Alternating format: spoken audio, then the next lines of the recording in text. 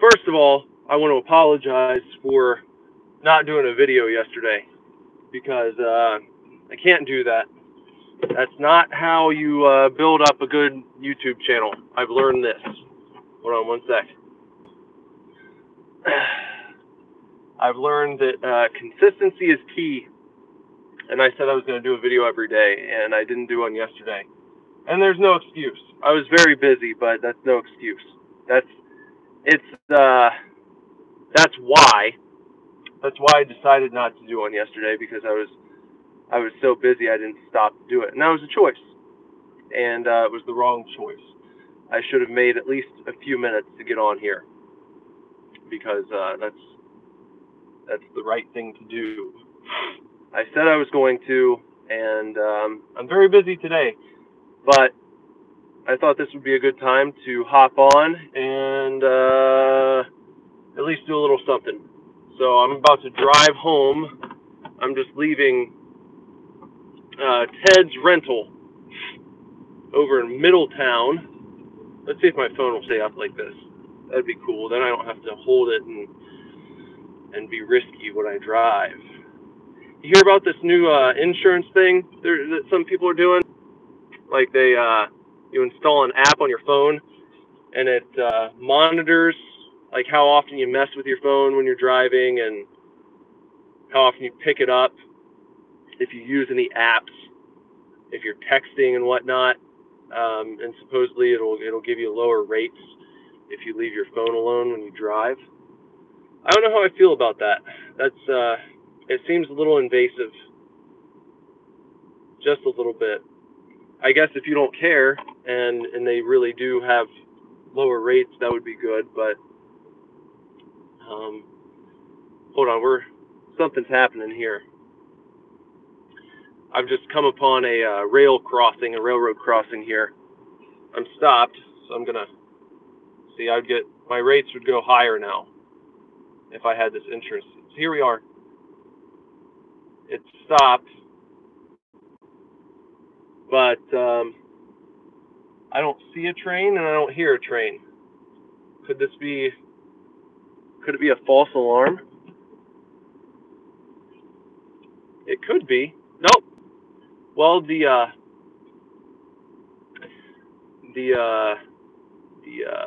poles have been raised, and looks like they're going to let us go. So is the false alarm. All right. Very well.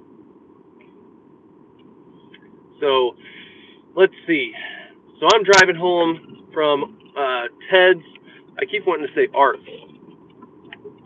I didn't go to Arts Rental. I went to Ted's Rental in Middletown to rent a big drum sander for sanding my floor. If you've been watching any of these videos, I know that not many people, well, we've had like a few people pop in and out. These videos really aren't for a big subscriber base right now, obviously, because I'm doing them and I can see how many people come in live, and it's not many people. So this is more like I'm recording these for the future, so that our channel continues to have content when people come by and they want to see what we're up to and what we're all about. These will be here as like a chronicle. You'll be able to look back and see what I was doing, what was going on in my life, if you're interested in that, in the early days of June of 2018. Then these videos will be here on YouTube, so long as they don't just randomly delete them. Then people can go back and listen to me talk about what I was up to, and when Bender joins in, what he was up to, and when we're together, what we were up to in this special time. So, what is going on? Well, I'm remodeling my house. I'm in the process. We just painted everything in our downstairs. We painted all the walls, all the cabinets, and ripped up the carpet. Our house was built in 1900, so we moved in 2011, and I had long suspected that underneath that carpet there was going to be some nice hard wood. And it's something I've thought about for a long time. And several months ago, one night, I was just like, fuck it. I'm going to rip up the carpet, and I'm going to refinish the hardwood that's under there. The original hardwood. This 100-year-old, 120 almost year old hardwood floor. It was like, I'm going to refinish the floors. I've never done that before. I wouldn't really even call myself a handyman, but I'm not afraid of projects. I'll learn. So that's what I've done. I learned on the fly, and the project has not been easy, but it's coming along quite nicely. I'm very happy with it. Our house is going to look great when we're done. But, so anyway, the carpet's been ripped up. We've been living on, sort of the bare bones hardwood for a couple months now. And, put some rugs down, a strip of kind of like a work carpet. I got like a roll of this kind of work carpet that we just sprawled out in one strip, connecting our dining room, kitchen, all the way to our bathroom.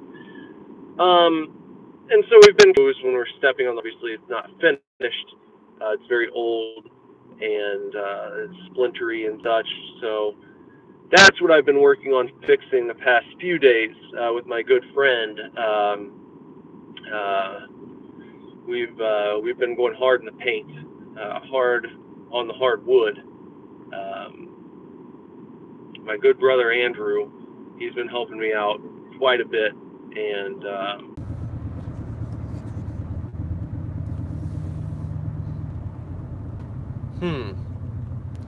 how does that work? Are we still live? How's that? I don't even know how that works. That's weird. I got a call in the middle of my my stream here, and it looks like it just kept it going. I thought it would stop it. Okay. I don't know what happens then. If you're watching live, what would have happened just then? Anyway, I was telling the story of my house remodeling and sanding the floors, and that's what I was working on. So I just took the big floor sander back to Ted's. I needed that big guy because we first rented one from Lowe's, an orbital sander. It's got, if you flip it over on the bottom, it's got like three circles, and oh, there you go. It's got 3 circles, and on each circle you stick a different sanding pad, and then they spin, and so everything's okay here. You guys all right? Yeah, we're okay. Okay.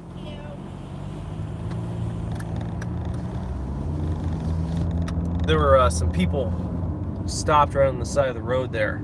It was like, as soon as you exit the little, what do you call those? The roundabout. As soon as you exit the roundabout, they were stopped. So that's a very inconvenient place. I don't know what they were doing. Anyhow, so yeah, that orbital sander just was not stripping off the layer of polyurethane that they have over these hardwood floors in my house. So we had to go and rent a big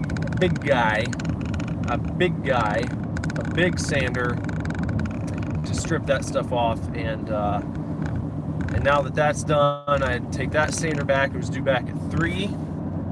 I made it just a few minutes after, and the other sander I have until 7 o'clock tonight.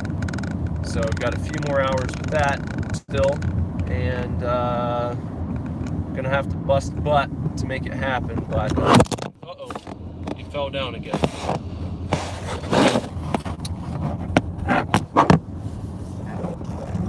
Sorry about that. Yeah. Okay. I mean, this isn't optimal, obviously. I'd rather not make videos. What I'm up to now and you know what's going on in my remodeling project. If you've been following along, where I was talking about I have 100 subscribers, and I don't know if they're not getting notifications or if the people who've subscribed just don't want to watch our videos, but whatever.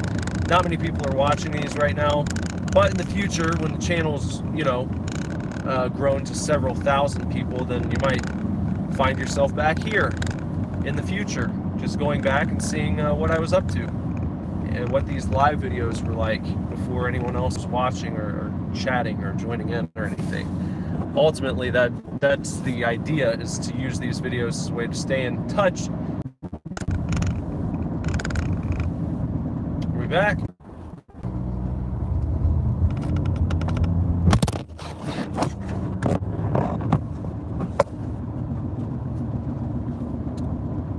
Back again.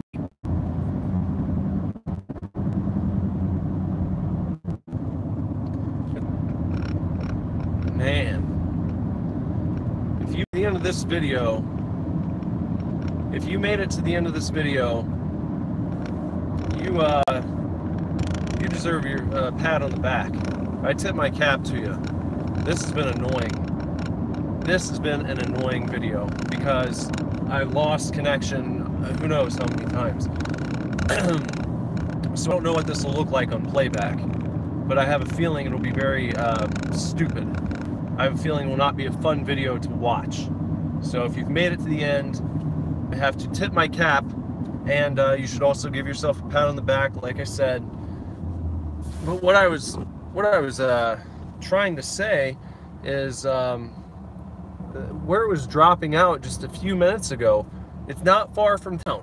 It's not like we were so far out. It's you know, incomprehensible to imagine that people in that region would have internet access or cell phone service. You know, I'm going to be downtown very soon, and I'll let you know when that time arrives, just so you can see how stupid it is that I was struggling to stay connected for so long. So many times it would pop in for like 2 seconds, and then say it couldn't access the internet. I don't know why that is. That seems it seems unacceptable to me. It seems really bad. So the rest of my day is going to be spent continuing to sand my floors, and then I got to take a trip to Lowe's to return the orbital sander, and then I've got to find probably another hand sander, just a handheld for the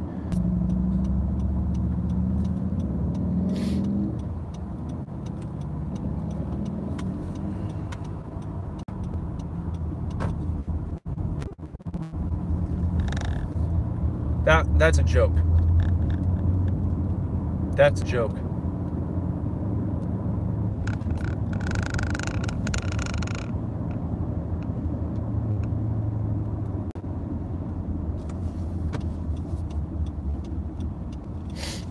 My service just went out just seconds ago. This area, someone needs to take a look at it. Unacceptable. That is not, you know, I give these people my money to provide reliable service. Doesn't Verizon say something like they've got service over like 99% of the United States or something? Maybe I'm inflating that number, but it's a lot. And it seems strange to me that that I've had so many instances of dropped connectivity just within the past 20 minutes or so. How do you account for that, Verizon? And who holds Verizon accountable? How do you make these claims of coverage everywhere, you know, virtually everywhere, but then I'm in this residential place and you can't even provide reliable service for me? That is so. And if you went to McDonald's,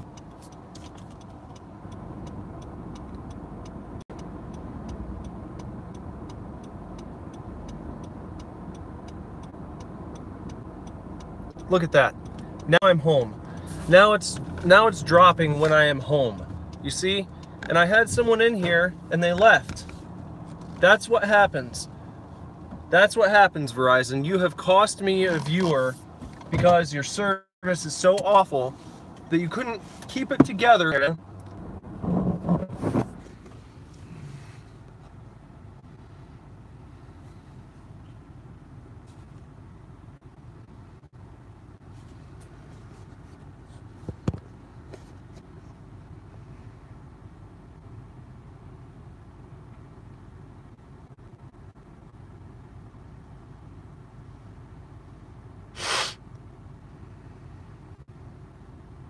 I am parked in my driveway and cannot maintain connectivity.